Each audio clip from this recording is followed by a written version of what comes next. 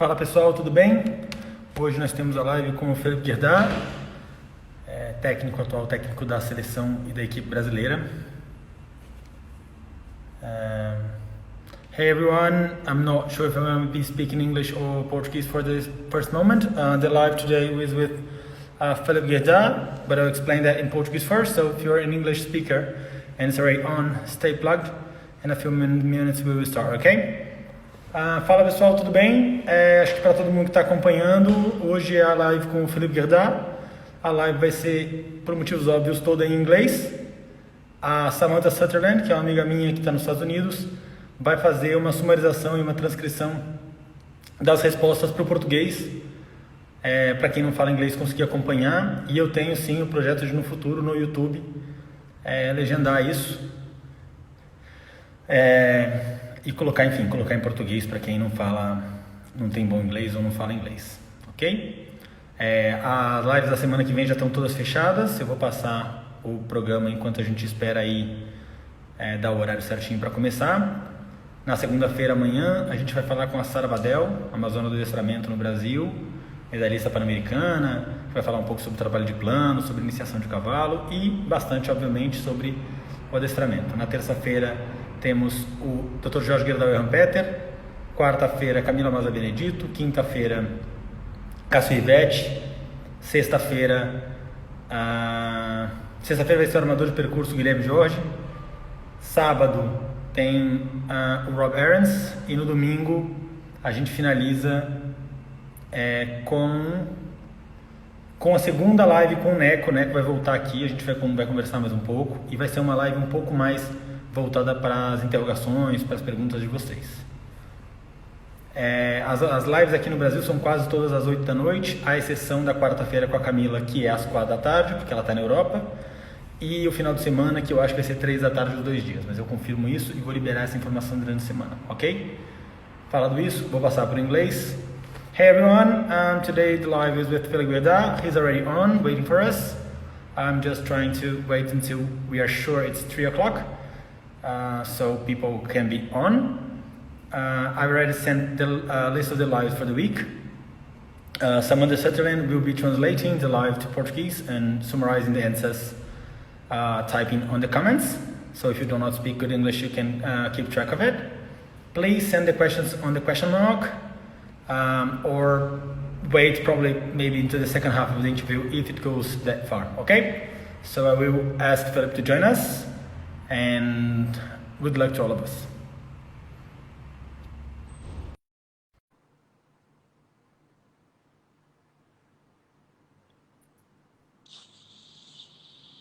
Hi there. Hi, how are you? Very good, you? Good, thank you. First of all, thank you very much for accepting to join us on It's a pleasure. The interview.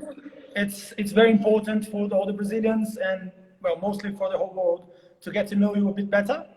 So I'm quite excited. And the first question is, where are you and how are you dealing with the coronavirus where you're standing? First of all, hello to everybody, but I'm staying in my country in Switzerland with my wife and close to my oldest son who is working here just beside me. All right. Because in Switzerland we are not so close like in France or in Belgium. You can go a little bit out. We have to take respect for each other, but normally it's working well in Switzerland at the moment. And I was 2 days ago in place of my son. It's 2 hours from here. Was no problem to get there and to be there. So it's a little bit more often than in France or in Belgium or whatever in Italian. Okay, perfect. Thank you very much. Well, I've kind of divided the interview in blocks because I know that, of course, everyone knows you are Brazil's trainer today and you have really, really good career as a horse trainer and teams trainer with France and Ukrainian, etc. But first of all, I want to learn a little bit more about you as a rider. So the first question is when, why, and where did you start riding? Yeah, I started riding very young because we had horses at home. My father was a horse dealer, and so when I was a child, I was already going to ride on the weekend with the ponies. With my father, we went out, and after I normally just follow the way, and step by step I grow up to the horses, because it was not a competition like children competition today this time. So I had to wait until I was the age of junior, who was 12, and I started as a junior. And after I make all my career with horses at home and with dealing also, and but was the start of my career was like this, was with my father. So you followed to become a professional, you followed up his steps and become a professional. When did you decide to become a professional rider? Yeah, I studied a little bit until 19, but with 19 I said, no, I wanted just to ride, but my mother was pushing, saying I make something different. So I started a little bit study, but I was not really interesting. So with 19, before to go to the army, I went 1 year in Ireland. I was working in a dealing stables and also racing stable. I was in the morning with the racing horses, and in the afternoon the jumping horses. There were two brothers together, and I learned a lot there. It was the start of my life a little bit outside of home. And after I make my military, like we have to do in Switzerland, and after I went back home, and for a moment I started to ride professionally with this age, with 20. But I was riding a lot before also. Did you get to race, like horse racing? Did you do the racing or just handle the horses? No, I was training horses with, for steeplechase.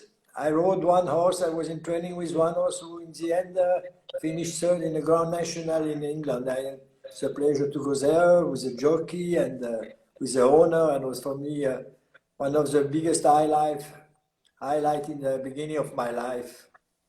Oh, that's amazing. Yeah. And as a professional rider, what would be your great achievement and the first big win that you had? Yeah, it was always okay. I was in a team with a junior. There was no young rider. I was a junior. I was in Swiss team. We had a lot of success, and after I went to the senior, and with the senior, in the beginning I was mostly in the second team, but with 26 to 27, I grow up to the first team, and I was mostly in the first team. I make a lot of Nation Cup, nearly 100 Nation Cups, and a lot of championship with this team. And I was always a team rider. I think was a little bit in my mentality. I like it. This maybe was easier for my career in the future, because I like to be with people. Perfect. And tell us a little bit about Pibalia. Is that it? The mare? Yeah, Pibalia was a special mare because she was bought by a friend of mine, a close friend, and she was a little bit difficult. And yeah, it was a horse I rode. The first Olympic I rode was with her.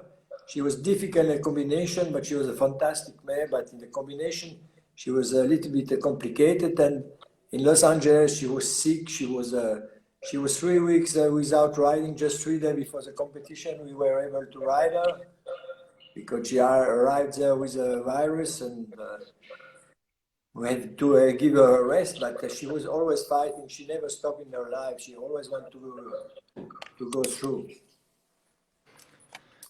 When we think about Europe today, especially for us that live in a foreign country, everything is really close and it looks like one big thing. But I imagine that about 40 years ago or something like that, it was not that so. It was not that. Hold on, you freeze. Is my phone now? Yep, we're back. Sorry. I'm talking about Europe back in the time. What's the difference? What has changed in the sport and in the structure from when you were a junior rider, young rider, to today? Yeah, many things. Really, because when I stopped to ride, I was young enough when I stopped to ride. But I said after I became a coach, and I say always the sport is changing every 10 years. And after 10 years, I say it's changing every 5 years. And now I'm feeling sometimes changing every year, because The riders are much better, the horses are much better. It's totally different because I'm not the guy to say, yeah, to compare, we jump higher, but it was so different. It's not really a good way to make the comparison because the sport grow up with just in this time, I think amazing because after was really closed. When I started was a setup, you know, in a team, in each country, you have no chance to get in team. I remember we had a selection when we were young to go to the CSIO in our country, and the CSIO was in Geneva, and this time was indoor. But we had to make the selections there. There was a selection for the people for Geneva, who was a small class, really a small class. After was a Swiss team, was a good class. But after was a pretendant to go to Geneva, and for us was Olympic Games. Always two landed down, and one was in the hospital, and every time they kill us because there was just 50 years ago was a team, and nobody could. And you know, in Switzerland was a team of military. Most of them were military, so it was really difficult to get in the team. You have really to fight, and for years, not to think you come with a good horse and you go in the team. No, it was not like this, but today is totally different, and I think the way it was doing before was also because army was paying everything, you know. It was also, in your country, was also a military in the team, and in France was a lot of military, and in German, I mean everywhere. But after I grew up and it changed, and the civil games, and you had more chance after. But in the beginning it was difficult, and for me it was more difficult because, like you know, maybe not all of you, but we have three parts in Switzerland. I mean an Italian part was not really concerning, but a German and French part, and the team was mostly just German Swiss German. So when you were French, like I was, it was more difficult because in the beginning, when I was junior, I went to the team, but I was not able to talk to the other one because they were talking another language and the same my one. So I have to learn this, and with the time, everything changed, and today is not at all anymore like this. Now it's even more Swiss French ride in the teams and Swiss German, but it was like this in the beginning. It was a hard time for me to fight to come in the team with the other guy. Great. Philip, one thing that I found it quite unusual, but it is what it is. The sport, show jumping in Swiss, it's quite famous. I've been to Geneva once or twice, and the atmosphere is absolutely amazing with the crowd. But funny enough, you have the first and second place in FEI rankings with Switzerland, Swiss riders. Yeah. How do you think that happened? What is the difference? What is the key? Okay, the key, it's difficult for me to explain this, but I mean, I am every riders or my rider who are listening, I know exactly I am not a fan of the ranking. I think if you have good horses and you have good period, you can grow up in the ranking, but to be number one and number two must not be the last goal for a rider. If it's happened, I like better it's happened when you are not looking for this, because when you are fighting and looking for this, you need a lot of horses and you are going to kill your horses. So, I mean, okay, it's an opportunity at the moment because I have two riders, or two top riders and top management and good horses, and that's it. But I mean, it would change next year and change again in 2 years. And you know, in this sport, you cannot stay in the top. And today, everybody talks, yes, the Swiss had two in the top three, but it was before was Germany like this, and one time was America like this. I mean, it's not a real picture of the country, because Switzerland has these two riders, but they have not so many like, for example, like Brazil, and they're far away from us with the number of riders who are able to ride on this level.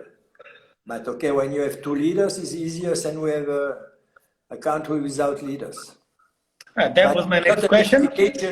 It's not really an explication. I mean, it's a time like this. They have both been number one before and after. I mean, in this, I will always say, when you are in the first 50 rider in the world, you are good super jockey, top jockey, you have good management, and when you have time, a little bit of better time or worse time because, you know, Scott has been for so long like Steve, number one in the world, and after he went out number 40, but he was always the same rider, one horse injured, one horse retired, and you have to build up, and when you are not ready, to stay in the top 10 is very difficult. This is very difficult. You see Maloney grow up a lot very quickly, but after to stay there, you need one or two more horses. If not, you cannot stay. You go back a little bit, but when you can stay in the first 100, it's always good. And I've been in Olympic Games with riders who were not in the first 200 or World Championship and can also work. It's not when you are number 30, it's easier for you than the number 120. Great. That was actually the next question. That's even though Swiss got the number 1 and 2 in the rankings, it's not a country that has won many Nations Cups or many. I don't believe it won the Olympics, has it? No, they never win Olympic. No, they never win Olympic. But don't tell they win nothing because that is not true. Also, not. They win a lot of Nation Cup and they win everywhere. Already my time, I won in Aachen, in Toronto, in Dina. We won everywhere. Switzerland won everywhere, but they are not so constant like Germany or like France because there are not so many riders. But was always a strong team and they win a lot, but they cannot win. And also you have you know exactly because now. Just talking about the Nation Cup, you know, for example, they are number 1 and number 2, but Steve is always riding the Nation Cup and Martin a lot less because he's riding global. So you have to make a choice and you cannot do everything. And when you have 2 top in your team, it's easier, but when you have just 1 and you have 2 mixed up all the time, but now they have a young one who's coming and there are other good riders. So we have not to be afraid about this team. It's not this team our problems. Surely not. No, but you understand what I mean? It's not, absolutely, yes. I'm not. I know they have a good team, and they will have a good team next year. No problem about this. None at all. That's a funny question because you're not riding anymore. But what would be for you the top horse in the world today? One of the best horses. Who? Yeah, who are the best horses in the world today? Yeah, but today the breeding has totally changed, you know, because I was very interesting because last year I was a few times in Brazil because you start to produce horses. I saw some good horses, but it's why the breeding is totally different today because you can breed one good horse in Brazilian, even if it's more difficult about a lot of things. But you see today with the mixed up, I mean, the first one was really the Belgian one. They start with French stallion, with a Dutch mare, and today the breeding you cannot say anymore. Like 20 years before, we say yeah, everything with goods coming from Holstein. Or 30 years ago, everything is coming from Normandy. Today is not anymore possible because with transfer, with totally mixing breeding. Everything is possible, and you cannot say anymore. When I was 20, it was just one thing. You have to go to buy horses in Ireland, and today is nearly down in Ireland. You know, they still produce horses, but you don't see many at the top level Irish horses. They produce more for amateur or for hunting, but for top level, it's more difficult because they didn't continue to have the good mare and the good stallion. So the country like Netherlands and Belgium, I think they bring a lot in this sport because they make a lot of mixing in the breeding, and so the horses change a lot because even when you watch video 20 years ago, 25 years ago, the horses were looking different than they are today. Today they are really athletes with blood and it's totally changed. Right. And another question quite like that is, who is the best horse for you in the world today? The name, the horse. The best horse? Yeah, to name a few. You can name like five top horses for you. No. Yeah, but I don't like this, but I don't really like this, but if I have to say one horse, For me, one horse is Clooney. If I have to say one horse is Clooney. Yeah. One, but okay, I like a lot. I like Explosion. I like Tobago. I like a lot of horses. I like Alice. But the best one, if I have to say just one, will be Clooney. Yeah, I would say 5, but okay, that's great. So Clooney, Bianca, Tobago, Alice, and Explosion. Yeah, the horses I like, it's the type of horses I like. I mean, I like the horses with blood, with intelligence, and who are able to save a mistake. But there are so many. Alice is something incredible. I mean, but okay, is also she need a rider, and she make a good job with her, and she made a good approach, not too fast, and she take her time. But to have horses who are a little bit more story, horses who won the most, because I mean, Explosion, he won maybe more than the other one, but I like better, if I should have one, I like better Clooney. But it's all right. It's my feeling, I am not going to buy horses. I can't. Why did you retire to be a horse rider and decided to become a coach? That was a decision. I was a little bit thinking about this, but never talking about to anybody, not to my wife, not to my owners, to nobody. I was in a show in Helsinki in a World Cup. It was a World Cup, and I finished second in the World Cup qualification, and I came out and said to my groom, okay, I don't ride anymore. And I was riding a horse we were calling Biscay. It was a small horse, and she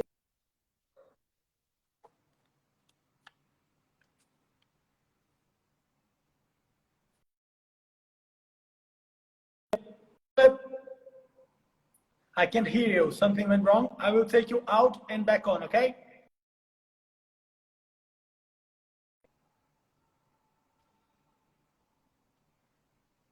Something went funny with the sound.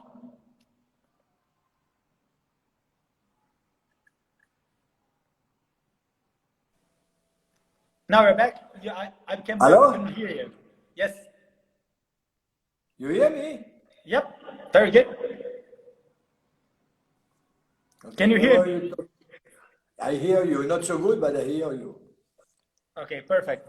You were talking about you went out of the classes with Kyle. Yeah, because my wife a few times she was always going to the show with my two sons. So they were 12 and 13, and she was also a rider, but she was not a top rider, but she was a good rider. But she said, I cannot anymore. I don't know. They ask me questions, and you are never there.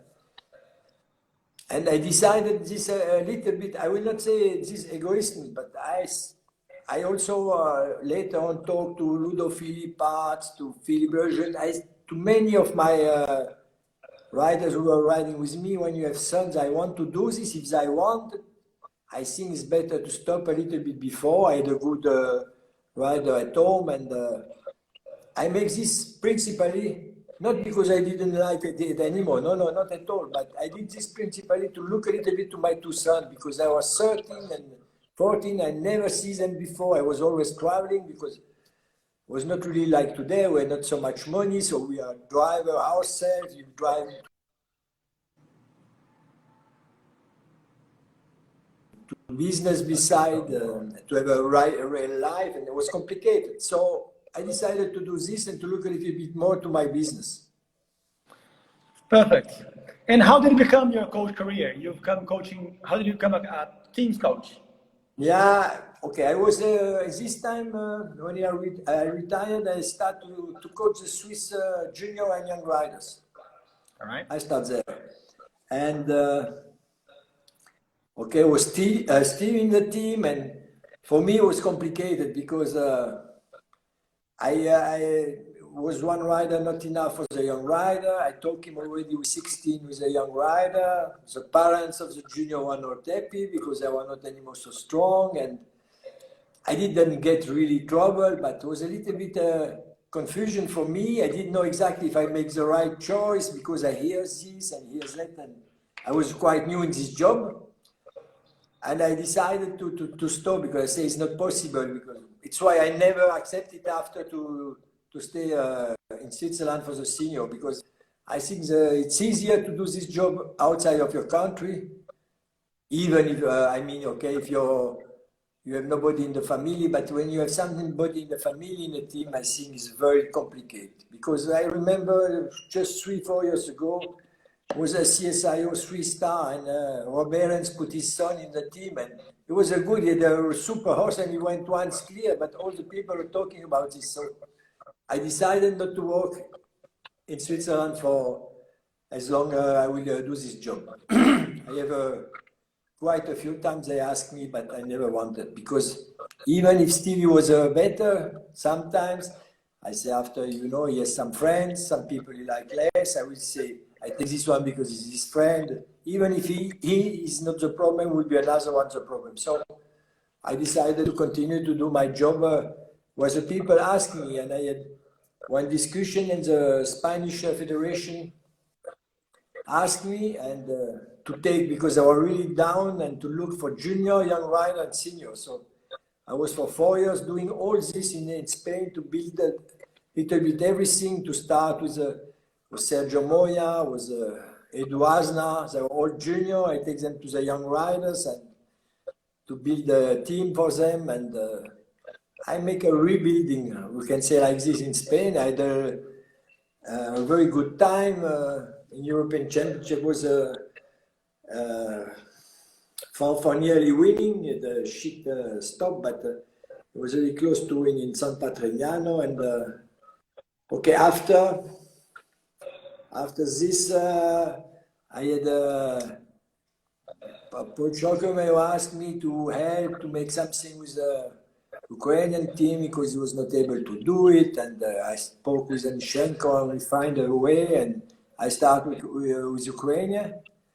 In my fourth year was the Olympic Games, and after the good World Championship, we built a good team to go to Olympics, and there was a problem of a financial problem. He didn't pay me, and when I arrived in the Olympic Games, he promised me to bring me the money to Hong Kong, but never brings the money, and says there, I am not anymore working for you. But I had no other job in, and you know, sometimes the teams, I already have somebody, but I thought I will make something private or something. But after I was 1 year with Russia, when it was a European Championship in 2009 in Windsor, I was training Vladimir Tuganov, and after he asked me for the team, I give a hand for the team, but it was complicated. I was 6 months, nearly 5.5 months in Moscow alone there, and okay, it was nice people, but in life because I was not able to speak, and I was in a room in a hotel, and 5 hours a day training in the morning, early in the morning, and after also the day boring, and when I was with some tour riders from Russia in a show in Poland, and there was some Belgian riders. I asked me, I said, yeah, but we have problem with the second division. We need somebody like you. And after 1 week, I closed the deal for 4 years with Belgian. And we have a lot of success because we won the World Championship with Philippe, with the medal in the team. It was just the second one in the history of Belgium. We were third in the World Championship, and we built everything. We go up in the first division, and I was really was my team, the team of my life. I can say like this a little bit because I take all and I start with the right.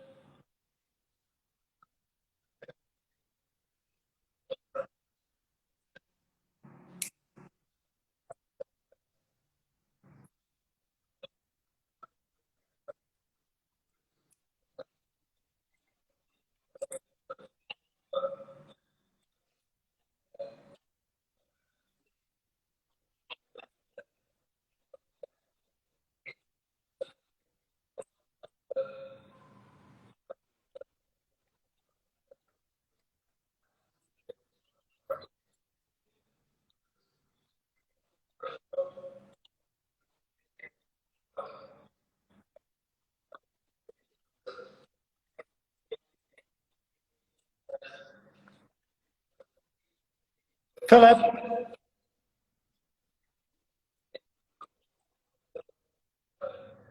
Philip, Philip.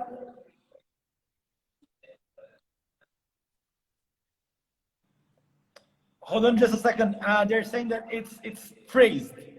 Probably have to close and hold on. They're saying